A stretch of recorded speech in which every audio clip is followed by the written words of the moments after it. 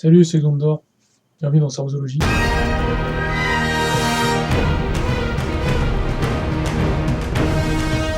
Émission qui parle de Star Wars et son univers. Aujourd'hui, je vais vous parler d'une série qui a bercé mon adolescence, Star Wars, les jeunes chevaliers Jedi. Cette série jeunesse se compose de 14 volumes, mais je vous parlais du premier, que j'ai relu pour les besoins de la vidéo. Cette série se compose en 3 parties, sur 3 années de la chronologie Star Wars, de l'univers Legend. C'est de l'année 22 à l'année 24. La première partie, ça commence pendant l'année 22, c'est les 6 premiers volumes. Ensuite, à partir du 7 au 11, c'est pendant l'année 23. Et du 12 au 14, c'est pendant l'année 24. Ces romans ont été coécrits par Kevin J. Anderson et sa femme Rebecca Moesta. Kevin J. Anderson est un auteur bien connu de l'univers de Star Wars, car c'est l'auteur de la trilogie de romans L'Académie Jedi, qui fait suite à la trilogie de Timothy Zahn, mais également aux comics Dark Empire, qui est connu sous le nom de l'Empire des Ténèbres. Et pour l'illustration des couvertures, ces magnifiques couvertures, c'est Dave Dorman, qui a également illustré les couvertures des comics Dark Empire. Bon, ça c'était pour la présentation.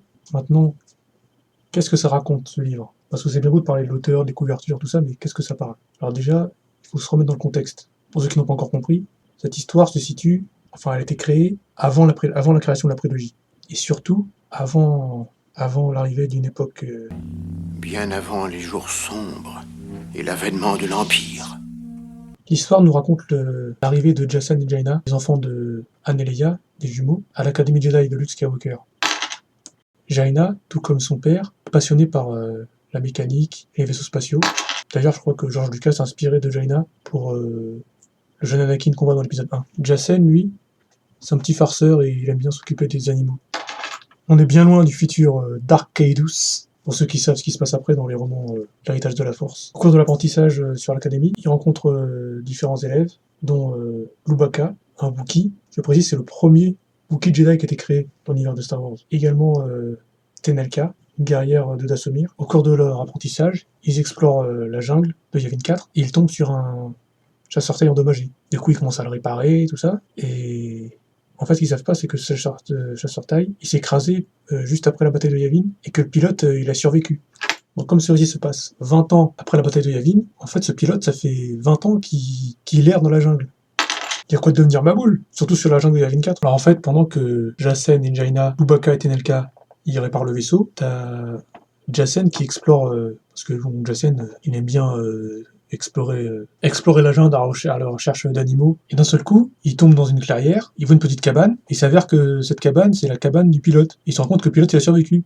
Alors il se précipite pour aller prévenir ses amis, là d'un seul coup, il y a un pilote qui surgit. Rendez-vous, sale rebelle! Donc sous le feu de l'action, il y a Lubaka et Tenelka qui arrivent à s'échapper, et t'as les deux jumeaux, Jacen et Jaina, qui sont capturés par le pilote. Et Lubaka, pendant sa fuite, il a perdu son petit droïde DTM, son droïde traducteur. Du coup, il arrive à l'Académie Jedi, il essaie d'expliquer ce qui se passe, mais personne ne le comprend. Donc il est énervé, il va sur une console de communication, il va appeler son oncle, Chewbacca, qui est à bord du Faucon Millennium, et du coup, il leur explique ce qui se passe, et ensuite il y a Tenelka qui arrive aussi, donc il embarque dans le Faucon Millennium, et vont essayer de sauver les jumeaux, qui sont capturés par le pilote. Bon, tout ça, c'est un résumé très rapide, parce que ça se passe en 2 jours. Pendant ce temps-là, il y a le pilote qui force Jacen et Jaina à continuer la réparation du chasseur. Donc les deux jumeaux aident à réparer le vaisseau, ensuite ils s'enfuient, et est intercepté par le Faucon Millennium. Et le Faucon Millennium, il trouve étonnant que le chasseur-taille, il n'est pas équipé de laser. Du coup, le chasseur-taille, il arrive à s'enfuir, parce qu'il est équipé d'une hyperdrive, parce que normalement les chasseurs-taille, ils n'ont pas d'hyperdrive.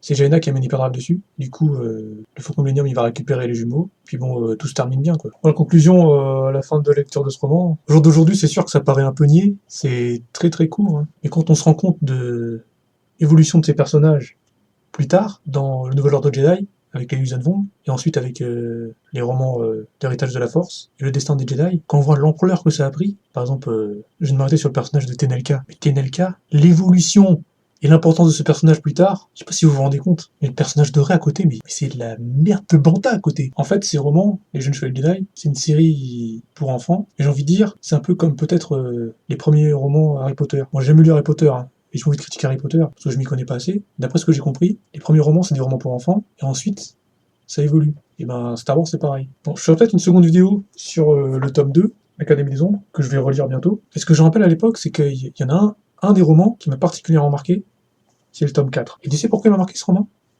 Regarde là, ce personnage-là, Tenelka. sûrement il va marquer à l'époque. Bon, je sais pas s'il y aura le même effet au jour d'aujourd'hui. Je te dirai ça sûrement dans une prochaine vidéo. Et toi, est-ce que t'as lu Les Jeunes Chevaliers Jedi? J'aimerais bien voir ton avis dans les commentaires, c'est intéressant. Enfin voilà, portez-vous bien, peut-être à la prochaine. Et n'oubliez pas d'aller faire un petit tour sur ma page Facebook, les vidéos de Xon d'Or. Salut! Que la force soit avec toi, à jamais. Ok, oncle Luke, Maître Skywalker.